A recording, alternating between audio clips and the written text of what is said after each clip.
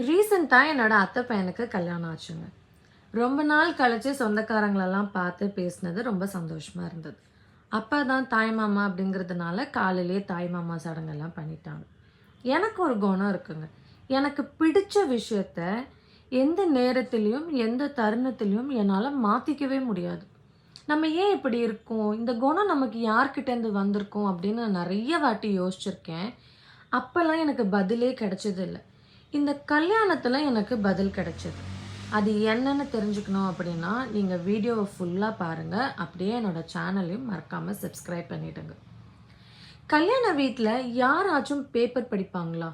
காலையில அப்படின்னு யோசிக்கும்போது, எங்க அப்பா உட்காந்து பேப்பர் படிச்சுட்டு இருக்காங்க. அப்பதான் எனக்கு தோணுச்சு, இந்த குணம் எனக்கு எங்க அப்பா கிட்டேருந்து வந்திருக்கு அப்படின்னு. எங்க அப்பாக்கு காலையில எந்திரிச்ச உடனே பேப்பர் படிக்கல அப்படின்னா, அந்த நாளே முடியாது.